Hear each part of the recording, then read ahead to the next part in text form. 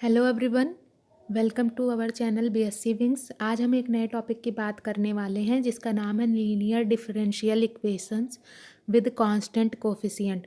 इस वीडियो में हम इसकी पूरी थ्योरी समझेंगे कि कैसे हमें क्वेश्चंस करने हैं, ये लीनियर डिफरेंशियल इक्वेशंस क्या होते हैं and linear differential equations with constant coefficient क्या होते हैं। तो आइए देखते हैं। नेक्स्ट पार्ट में जो है हम इसके प्रॉब्लम को सॉल्व करेंगे। तो यहाँ पे जो हमारा लीनियर डिफरेंशियल इक्वेशन के बारे में दिया गया, तो सबसे पहले द इक्वेशन, आप इस इक्वेशन को ध्यान से देखें, आपको क्या समझ में आ रहा है। यहाँ पे आपको दिख रहा होगा कि ये घटता चला जा रहा है, यानी कि जब आपको कोई क्वेश्चन दिया होगा तो मान लीजिए अगर ये d2y/dx2 दिया है, तो इसके बाद वाला जो दिया होगा उसमें अभी हम सिर्फ ऐसे समझ रहे हैं तो वो dy/dx ही दिया होगा, तो इससे आप पहचान भी सकते हैं। ओके, अब यहाँ पे है P0 या फिर P0 dny/dxn plus P1 dn-y plus dxn-1 plus dot dot Pny is equals to Q। इसे इक्वेशन हम 1 मान लेते हैं, जहाँ पे क्या है P0 या P0, P1, P2, Pn are and Q are either constant है या तो कांस्टेंट है और फंक्शन ऑफ x है। Is called linear differential equation of nth order. यहाँ पे ध्यान दीजिएगा, linear differential equation of nth order है, अभी कांस्टेंट कोफिशिएंट की बात नहीं हुई। अब नेक्स्ट में जो हम देखेंगे, if P0, P1, P2, Pn are all constant, ये सभी कांस्टेंट है, but Q may not be constant, then the equation is said to be linear differential equation with constant coefficient. Okay, अभी आप समझते जाइए, जब आप क्वेश्चन करेंगे तो ये सारी चीज़ें आपको क्लियर हो जाएंगी, आपके माइंड में एकदम घूमने लगेंगी। तो if y is equals to f1x is solution of the equation, यहाँ पे एक कंडीशन दी हुई है, अगर y is equals to f1x is solution of the equation, किस इक्वेशन का, इसका। यहाँ पे तो P0 dny upon dxn plus P1 plus dot dot Pny is equals to 0, then y is equals to CF1x where C is arbitrary constant है, is also a solution. यहाँ पे C आपका देखिए, यहाँ पे y is equals to f1x सिर्फ दिया गया था, इसका सल्यूशन पहले माना गया था। फिर यहाँ पे C इज इक्वस टू, ये भी इसका सल्यूशन हो सकता है। आगे समझते हैं क्या दिया गया है।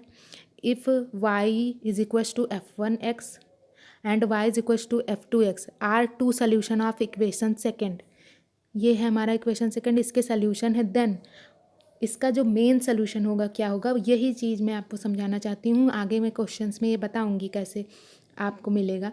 y is equals to C1 f1x is plus C2 f2x, आपको ऐसे ही लिखना होगा। Is also solution of equation second C1 and C2 being arbitrary constant. यहाँ पे C1 C2 क्या है, आर्बिट्री कांस्टेंट। अब हम बात करेंगे नेचर ऑफ रूट्स की। 1 सेकेंड, सॉरी। ये यहाँ पे हमने क्या देखा कि सल्यूशन ऐसा अगर है, तो यहाँ पे हम पहले एक बात और देखना चाहेंगे, ये भी यही इम्पोर्टेंट है। यहाँ पे सबका सल्यूशन एक जैसा नहीं होगा, पर वहाँ पे कांस्टेंट आपको सब में मिलेगा आर्बिट्री। तो यहाँ पे है, अगर solution of equation of the form, इस इक्वेशन का सल्यूशन यहाँ पे अभी मैं बताऊँगी कैसे सॉल्व होगा। तो अगर m1 m2 mn इसके रियल एंड डिस्टिंक्ट पॉइंट हैं। रियल मतलब जैसे मान लीजिए m1 की वैल्यू 11 है एंड m2 की वैल्यू -4 है, तो ये रियल एंड डिस्टिंक्ट हैं। तो इसका सोल्यूशन हम किस फॉर्म में लिखेंगे, तो y is equals to C1 e m1x, m1 क्या था 11 और 11x हो जाएगा, प्लस C2 e m2x तो -4x, फिर यहीं पे इतना सोल्यूशन हो जाएगा। तो यहाँ पे यही दिया गया है कि जैसे इस तरीके के m1 m2 mn इसके रियल एंड डिस्टिंक्ट पॉइंट है, तो इसका सोल्यूशन ये होगा। एंड रियल एंड इक्वल है, तो ईच m1 से दोनों को मतलब सबको दोनों को m1 से कहेंगे, m1 कहेंगे, दोनों सेम है। मान लीजिए रियल एंड इक्वल 11 ये भी है, 11 वो भी है, ठीक। तो इसको हम ऐसे लिखेंगे C1 यहाँ पे x नहीं है, ध्यान देना, plus C2x plus C3x² plus dot dot dot Cn(xn-n), last में पूरा ब्रैकेट लगाएंगे, em1x लिखेंगे। ओके। या फिर अगर नॉन रिपीटेड रूट्स हैं एज अल्फ़ा प्लस आई बीटा, जैसे 2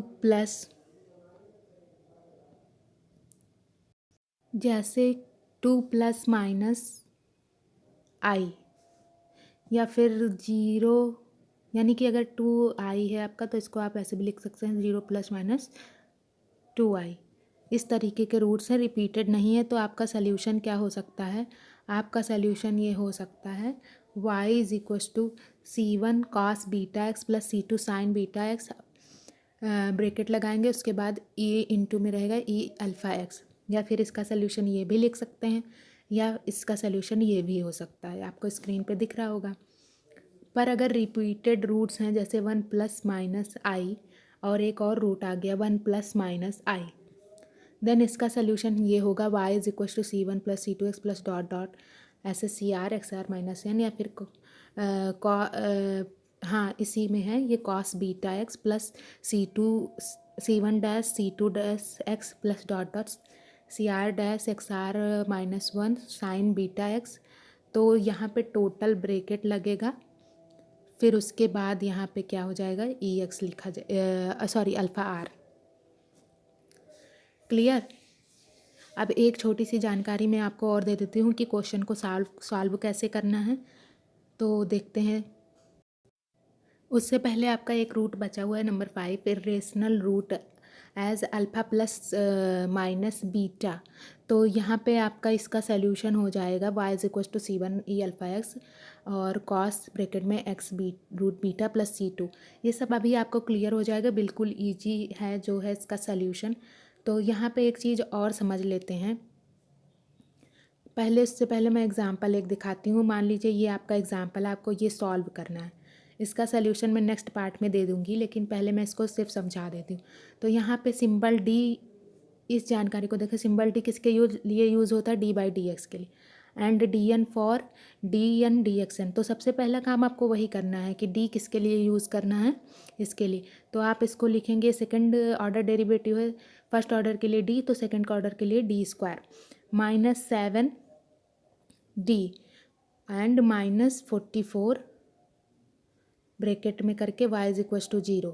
y पहले ही हम वहाँ से कॉमन कर लेंगे, d/d2 dx2 लिखेंगे, माइनस 7d/dx माइनस 44 और ऐसे ब्रैकेट लगा के y लिखेंगे। ओके।